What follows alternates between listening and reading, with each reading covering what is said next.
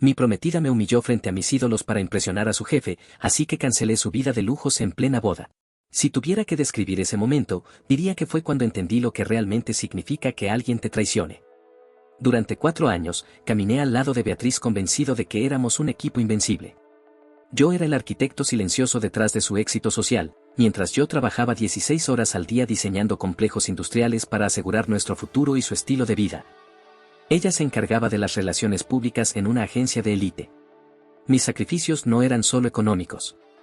Postergué mis propios sueños, vendí mi colección de autos clásicos para pagar su departamento en la zona más cara de la ciudad y acepté siempre un segundo plano para que su luz brillara más fuerte. Creía, en mi ingenuidad de hombre enamorado, que mi estabilidad era el suelo donde ella sembraba sus ambiciones. Pero todo lo que vino después tuvo un solo nombre, aunque me costó aceptarlo: traición. La sospecha no llegó como un estallido, sino como una erosión lenta. Beatriz empezó a cambiar su tono conmigo cuando estábamos cerca de sus nuevos círculos de poder. Sus jefes, hombres de apellidos compuestos y fortunas heredadas, se convirtieron en su nueva métrica de valor. Yo, un hombre que se hizo a sí mismo con esfuerzo y manos curtidas en la obra, empecé a parecerle un accesorio pasado de moda. Los microdetalles eran constantes, me pedía que no hablara de mis orígenes humildes en las cenas. Criticaba mi forma de vestir demasiado técnica y me interrumpía constantemente frente a personas influyentes como si mis opiniones fueran ruidos molestos. La tensión interna me carcomía, pero yo me autoengañaba diciéndome que era el estrés de la boda que planeábamos para el mes siguiente. Una boda que yo estaba pagando íntegramente, hasta el último pétalo de orquídea importada. El punto de quiebre ocurrió durante la gala anual de su empresa. Era una noche crucial para ella, sus jefes y los clientes más importantes del país estaban allí. Yo estaba emocionado porque entre los invitados se encontraba el arquitecto que fue mi mentor y mi mayor ídolo profesional. Cuando intenté acercarme para saludarlo y compartir una idea sobre un proyecto de sostenibilidad, Beatriz me tomó del brazo con una fuerza innecesaria. Frente a su jefe directo y 3 inversionistas, soltó una carcajada cargada de veneno.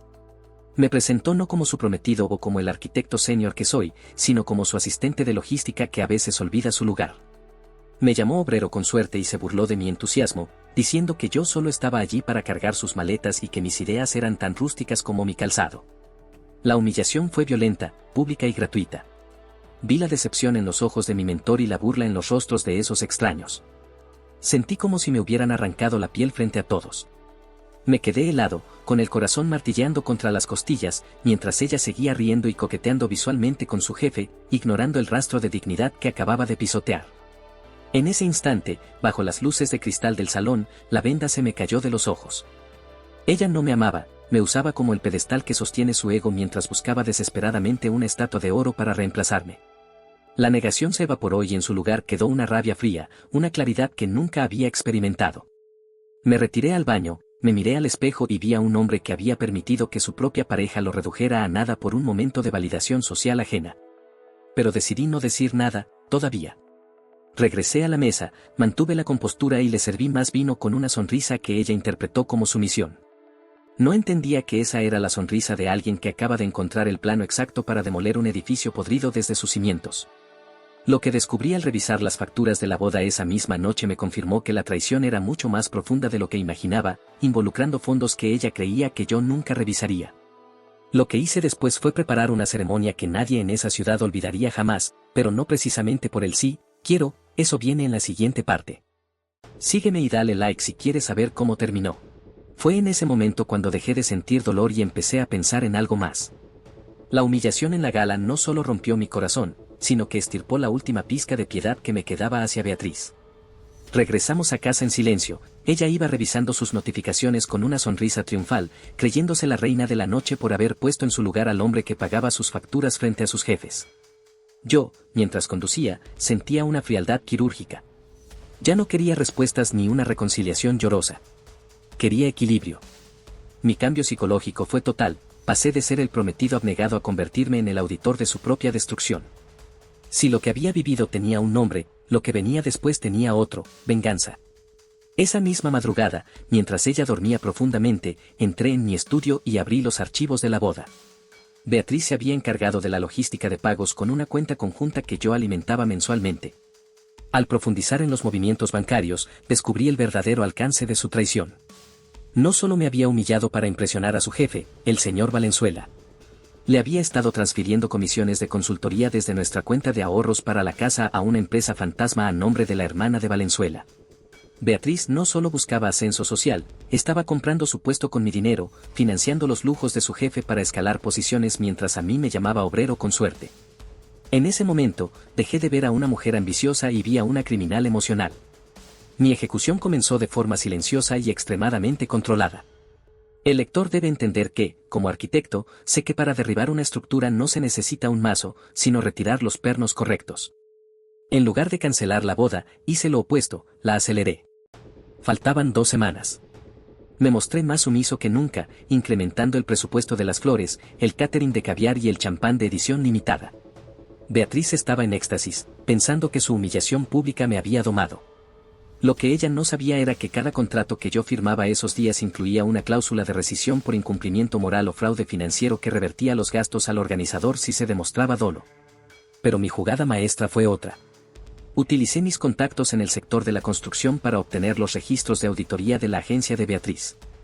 Descubrí que los fondos que ella le enviaba a Valenzuela estaban siendo blanqueados a través de proyectos de infraestructura que mi propia firma supervisaba. Ella me estaba robando para pagarle a un hombre que se burlaba de mí en las galas. Empecé a recolectar cada prueba, capturas de pantalla, transferencias bancarias, correos electrónicos donde ella le decía a Valenzuela que yo era un cajero automático con patas al que tenían que mantener entretenido con la boda mientras ellos terminaban el desfalco. Fase 1 de la ejecución, el vacío económico. 3 días antes de la boda, retiré todos mis activos personales de las cuentas conjuntas y cerré las líneas de crédito que sostenían el estilo de vida de Beatriz. Sin embargo, hablé con el banco para que las tarjetas siguieran pareciendo activas pero con un límite de $1, programando el bloqueo total para el momento exacto de la recepción. Fase 2, la reputación. Envié un portafolio anónimo al consejo de administración de la agencia de publicidad donde trabajaban, detallando el esquema de sobornos y lavado de dinero entre Beatriz y Valenzuela. Sabía que no actuarían de inmediato, esperarían al lunes siguiente para no causar un escándalo antes de un cierre de trimestre, dándome el tiempo perfecto para mi evento principal. Durante esos últimos días, el ambiente en la casa era de una tensión que solo yo percibía. Beatriz se probaba el vestido de diseñador de $20,000 y se miraba al espejo con una arrogancia que me daba náuseas. Yo la observaba desde la puerta, sonriendo, imaginando el momento en que esa seda blanca se mancharía con la realidad. Ya no era una víctima, era una estratega esperando el momento del impacto. Había alquilado el salón más caro de la ciudad y había invitado a todos, a mis padres humildes que ella tanto despreciaba, a mis ídolos de la arquitectura, a toda la junta directiva de su empresa y, por supuesto, a Valenzuela. La boda no iba a ser una unión, sino un juicio público. Había preparado una sorpresa visual para el momento de los votos que haría que la humillación que yo sentí en la gala pareciera un juego de niños. Lo que hice después fue definitivo y marcó el quiebre emocional donde ella dejó de ser mi prometida para convertirse en un expediente judicial. Pero el momento exacto en que la música se detuvo y las pantallas se encendieron es algo que cambió nuestras vidas para siempre. Lo que pasó en el altar dejó a todos sin aliento. El salón de eventos estaba decorado con una opulencia que rozaba lo obsceno. Flores blancas que costaban el salario de un año, lámparas de cristal que emitían una luz dorada y suave, y los apellidos más influyentes de la ciudad sentados en las primeras filas. Beatriz caminó hacia el altar con una sonrisa de victoria absoluta, luciendo ese vestido de seda que yo mismo había pagado, moviéndose como si el mundo le perteneciera por derecho divino. Al llegar a mi lado, me miró con esa chispa de superioridad, como si casarse conmigo fuera el sacrificio final que debía hacer para asegurar su estatus. El oficiante comenzó la ceremonia, pero en el momento en que debíamos intercambiar los votos, hice una señal al técnico de video. Las pantallas gigantes, que debían proyectar nuestra historia de amor en fotos románticas, se encendieron con un brillo azulado y frío. No aparecieron fotos de viajes ni besos. Aparecieron los estados de cuenta bancarios, las transferencias de comisiones a la empresa fantasma del señor Valenzuela y, lo más devastador, los chats de WhatsApp donde Beatriz se burlaba de mis padres campesinos y me llamaba su esclavo con chequera. El audio del salón amplificó su voz grabada en la gala, donde me humillaba frente a mis ídolos, seguida de una conversación privada con Valenzuela donde planeaban cómo limpiarme las cuentas después de la luna de miel. El silencio que cayó sobre las 300 personas fue sepulcral, roto solo por el sonido de las respiraciones contenidas. Miré a Beatriz. Su rostro pasó de la confusión al blanco más absoluto, y luego a un gris ceniza que no podía ocultar ni el maquillaje más caro. El señor Valenzuela, sentado en la segunda fila, intentó levantarse para huir. Pero en la puerta ya lo esperaban dos oficiales de la Unidad de Delitos Financieros a los que yo mismo había citado con pruebas entregadas esa mañana. No hubo boda. Tomé el micrófono y, con una calma que me sorprendió a mí mismo, agradecí a todos por asistir al funeral de mi ingenuidad. Le dije a Beatriz, frente a su jefe, sus amigos y mi familia, que el vestido que llevaba puesto era el último regalo que recibiría de mi parte. Porque en ese mismo instante todas sus cuentas estaban bloqueadas y su contrato con la agencia había sido rescindido por cláusulas de moralidad. Las consecuencias fueron inmediatas y creíbles. Beatriz fue escoltada fuera del salón por la seguridad privada que yo había contratado, mientras sus amigos de la élite le daban la espalda para no quedar salpicados por el escándalo de lavado de dinero. En menos de una semana, perdió su empleo, su reputación social y fue desalojada del departamento de lujo porque el contrato de alquiler estaba a mi nombre y yo lo cancelé esa misma tarde. Valenzuela terminó bajo investigación federal, y Beatriz, al ser su cómplice necesaria en el desvío de fondos, se enfrentó a un proceso legal que la dejó en la quiebra total, viviendo de nuevo en la pequeña habitación de su infancia que tanto despreciaba. Sin embargo, el giro final fue el que cerró el ciclo emocional. Al revisar las últimas cajas que ella dejó en mi casa, encontré un anillo de compromiso diferente al que yo le di, escondido en un doble fondo de su joyero. Tenía una grabación, para mi futura socia, TV. Valenzuela ya le había dado un anillo antes de nuestra boda. Ella no solo me estaba robando y humillando, sino que planeaba una doble vida desde el principio. Todo estaba planeado para que yo fuera el soporte financiero de su romance con su jefe. Al descubrir esto, entendí que mi plan no fue solo una venganza, fue un acto de supervivencia quirúrgica. Todo estaba planeado desde el momento en que ella decidió que mi dignidad tenía un precio. Con el tiempo entendí que todo esto no se trataba de ella, ni de su ambición, sino de en quien me estaba convirtiendo yo. Antes de esa noche, yo era un hombre que aceptaba migajas de respeto a cambio de darlo todo. Al ver mi vida desmoronarse y reconstruirla desde la verdad, descubrí que mi valor no reside en mi capacidad de proveer, sino en mi integridad para no permitir que nadie me pisotee. Mi renacimiento ha sido silencioso pero poderoso. He vuelto a mis proyectos de arquitectura con una pasión renovada, rodeado de gente que me respeta por mi talento y no por mi cuenta bancaria. He vuelto a hablar con mis padres, pidiéndoles perdón por haber permitido que alguien los menospreciara.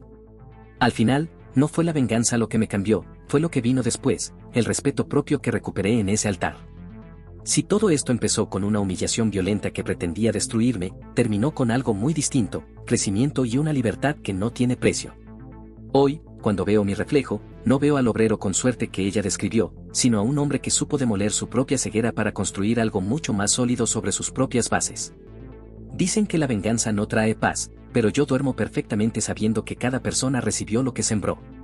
¿Tú qué habrías hecho si tu pareja te humillara frente a tus ídolos solo para quedar bien con otros? ¿Habrías cancelado todo en privado o habrías expuesto la verdad frente al mundo entero?